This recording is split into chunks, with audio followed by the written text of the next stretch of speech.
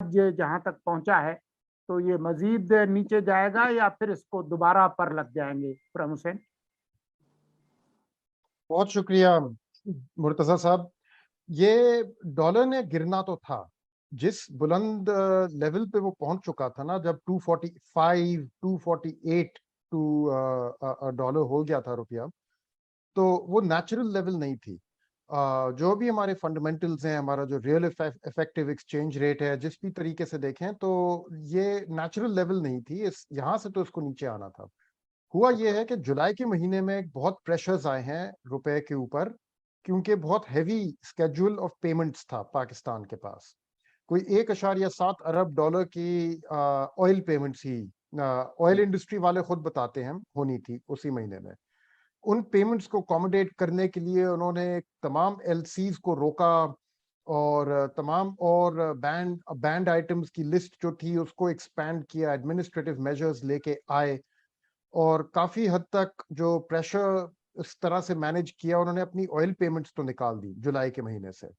जब last oil payment हो गई जुलाई के महीने में, तो उसके बाद से प्रेशर एकदम से उतरना शुरू हुआ, क्योंकि सबसे बड़ा जो आपका प्रेशर आता है रुपए के ऊपर, वो ऑयल से ही आता है, तेल की जो पेमेंट्स होती हैं।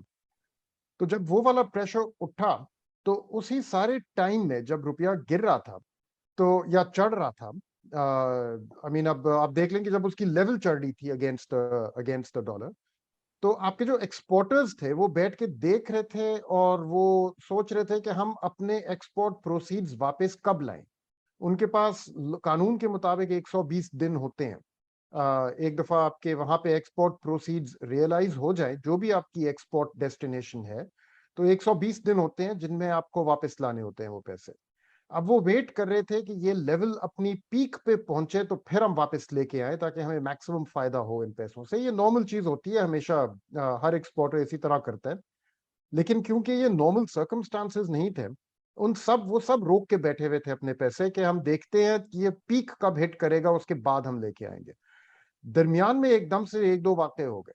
आईएमएफ की तरफ से स्टेटमेंट आ गई कि तमाम प्रायर कंडीशंस मीट हो चुकी हैं, और एक अब जो चीज रह गई है कि एक्सटर्नल फाइनेंसिंग रिक्वायरमेंट्स पाकिस्तान की जो है, उनमें 4.2 अरब डॉलर का गैप है। जब वो गैप मीट करने का प्लान हमें मिल जाएगा, तो हम पाकिस्तान का केस आगे ले जाएंगे to the IMF executive board, और उसके बाद से आपके पैसे रिलीज होने शुरू हो जाएंगे। और दूसरी चीज जिसने काफी एक सियासी रंग दे दिया है सब कुछ को, कि खबर निकली कि जनरल बाजवा ने फोन किया है वेंडी शर्मन को, उनसे कहा है कि, और उनसे गुजारिश की है कि आईएमएफ के ऊपर थोड़ा दबाव डाला जाए ताकि पाकिस्तान के पैसे थोड़ी जल्दी रिलीज हो जाएं।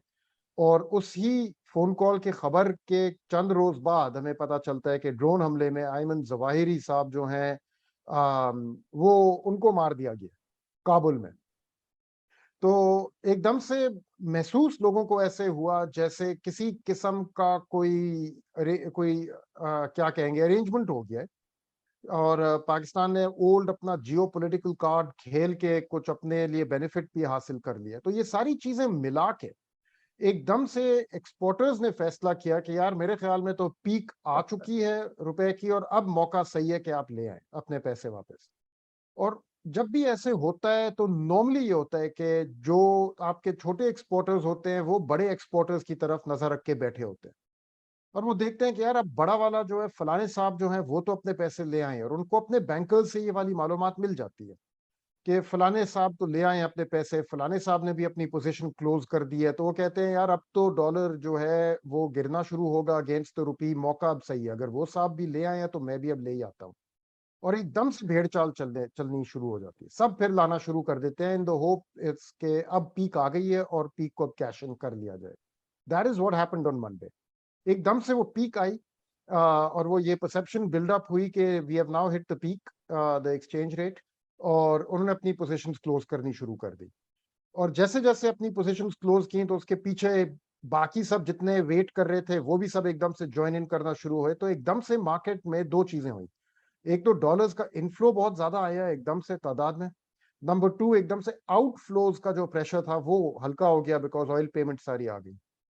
तो अब आपने पूछा कि आगे जाते हुए क्या होगा, उसमें एक चीज नजर में रख लें कि पाकिस्तान के अंदर अभी historic high levels of petrol और डीजल के स्टॉक्स मौजूद हैं। ये ऑयल कंपनीज एडवाइजरी कमेटी जो है, एडवाइजरी काउंसिल जो है, वो OCAC वो खुद कह रहे हैं, उन्होंने पब्लिक किया हुआ है ये डेटा। यानी कि अब अगस्त के महीने में मुश्किल है कि और कोई ऑयल इंपोर्ट्स आएंगे, खाम तेल की और या क्रूड, या अगर आए भी तो छोटी मोटी शिपमेंट्स होंगी, लेकिन ऑयल इंपोर्ट बिल इतना बड़ा नहीं होगा अगस्त के महीने में पाकिस्तान का, कंसिडरिंग कि ऑलरेडी वो सारी इन्वेंट्रीज मौजूद हैं मुल्क के अंदर। तो आपके इंपोर्ट बिल जो है उसमें अब जो आपका बैकलॉग बन चुका है पाकिस्तान में, जिनकी पेमेंट्स रोकी गई थी, जिनके एडमिनिस्ट्रेटिव प्रोसेसिंग में फंस गई थी, उसको क्लियर करने में शायद कुछ प्रेशर आ जाए कि उसमें शायद 1.5 maybe even up to $2 अरब तक का प्रेशर आ जाए वहां से। लेकिन मजीद और प्रेशर अब आने की इम्कानात नहीं नजर आ रहे। तो अगस्त के एंड पे ही IMF का प्रोग्राम होना है, उसके फौरन बाद बायलैटरल पार्टनर्स की तरफ से फाइनेंसिंग अनलॉक होएगी।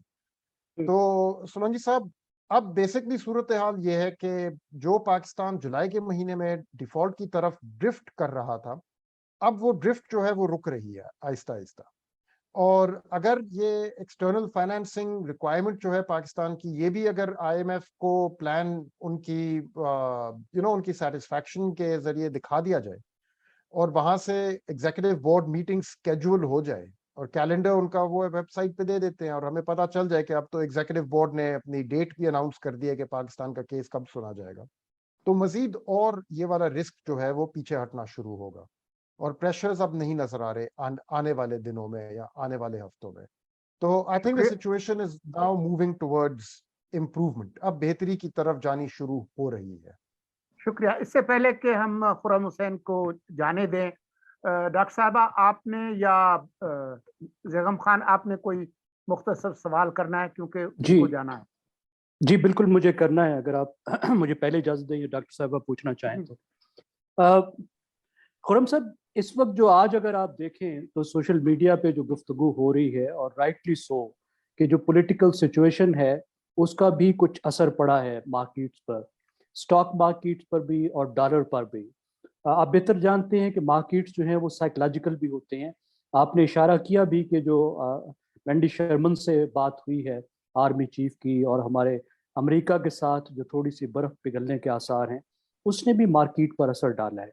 मैं ज़रा इसको फ्लिप करके ये पूछना चाहता हूँ कि पाकिस्तान में एक एंटी अमेरिकन गवर्नमेंट का जो अमकान है वो मार्केट्स पर कितना असर डाल सकता है और डाल रहा है? क्या एहसन इकबाल का ये क्लेम कि जैसे इमरान खान के खिलाफ कुछ केस आया तो मार्केट्स ने उसको पॉजिटिव लिया, क्या ऐसी बात है? Are markets really scared of prospects of Imran Khan taking over as an anti-American leader? बेगम साहब, मार्केट्स में अब आपने स्टॉक मार्केट और फॉरेन एक्सचेंज मार्केट का जिक्र किया, तमाम और भी होती हैं, जैसे इंटरनेशनल बॉन्ड्स जो हमारे हैं और पाकिस्तान के जो इंटरनेशनल क्रेडिटर्स हैं, बायलैटरल पार्टनर्स जो हैं पाकिस्तान के, हालांकि वो मार्केट बेस्ड लोन्स नहीं होते, बट नेवरदलेस वो पाकिस्तान की मार्केट्स में स्टेक होल्डर्स तो होते हैं, जो सऊदी अरब के डिपॉजिट्स हैं, जो चाइना के डिपॉजिट्स हैं। तो आपके सवाल का जवाब ये है कि डिफरेंट मार्केट्स में डिफरेंट नजर से देखा जा रहा है इस सवाल को। तो जब मेरी बात होती है पाकिस्तान के इंटरनेशनल बॉन्ड होल्डर्स से, तो वो तो बात शुरू ही इस सवाल से करते हैं, जो सवाल आपने पूछा है कि इमरान खान के वापस आने के क्या इम्कानात हैं, और वहां से आगे फिर वो गुफ्तगू को लेके जाते हैं। That is foremost on their mind when they look at Pakistan. जब मेरी यहाँ पे bankers as a negative element, because then they say कि अगर वो होएगा तो ऑब्वियसली इमरान खान के दौर में पाकिस्तान के जो ताल्लुकात थे अपने ही ट्रेडिंग पार्टनर्स के साथ, अपने ही क्रेडिटर्स के साथ, वो बहुत बुरी तरह मुतासर हुए थे, given the kind of rhetoric that we saw. France को एलियनेट कर दिया था, यूरोपियन यूनियन को एलियनेट अलग कर दिया था, अमेरिका को अलग एलियनेट कर दिया था। तो काफी उनमें ये अप्रीहेंशन है कि अगर खान साहब वापस आ गए तो दोबारा पाकिस्तान इंटरनेशनल आइसोलेशन की तरफ जाएगा, और उसकी वजह से उनकी क्रेडिट वर्दीनेस जो है वो इम्पैक्ट होएगी, और फिर पाकिस्तान के बॉन्ड्स जो हैं उनको परहैप्स लॉन्ग टर्म के लिए होल्ड करना इतना फायदेमंद नहीं होगा। वो इस किस्म की कैलकुलेशन और नजर से देख रहे होते हैं। लेकिन हमारे जो डोमेस्टिक बैंकर्स हैं, स्टॉक ब्रोकर्स हैं, हमारे जो एक्सपोर्टर्स हैं जो एक्सपोर्ट प्रोसीड्स के ऊपर बैठे हुए होते हैं और फॉरेक्स मार्केट्स के ऊपर नजर रखी होती है और देख रहे होते हैं कि वापस हम कब लेके आए, बेहतरीन मौका कौन सा होगा, ये ज्यादातर शॉर्ट टर्म सोच रहे हैं और देख रहे हैं. They are not really thinking कि आगे जाके इलेक्शन कमीशन ऑफ पाकिस्तान के फैसले की वजह से सुप्रीम कोर्ट क्या कहेगा, गवर्नमेंट जो है वो क्या पार्टी को बैन करने जाएगी. वो लिटरली ये देख रहे हैं, जैसे मैंने पहले सवाल के जवाब में भी कहा था कि फलाने साहब जो है वो अपना पैसा ले आए हैं वापस या नहीं लाए, क्योंकि जब भी वो वापस लाते हैं उनकी मालूमात बेहतरीन होती है, तो जब वो लाएंगे तो हम भी उनके पीछे पीछे ले आएंगे वापस. तो उनकी बिल्कुल शॉर्ट टर्म और मार्केट की इंटरनल डायनामिक्स जो है उनको देख के वो अपने फैसले कर रहे होते हैं. तो आई थिंक ये जो रुपए में आज हुआ है, आज और कल, इसका पॉलिटिकल डेवलपमेंट से इतना ताल्लुक नहीं है. अलबत्ता जो जियो पॉलिटिकल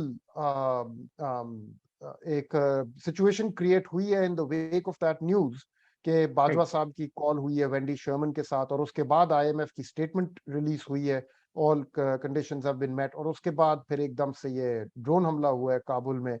तो इसको देखते हुए उन्होंने कहा है कि यार लग रहा है कि the geopolitical stars are aligning behind Pakistan one more time, and looks like end अगस्त तक आईएमएफ का हो ही जाएगा मुआहदा, व्हिच मींस कि इट्स अ गुड टाइम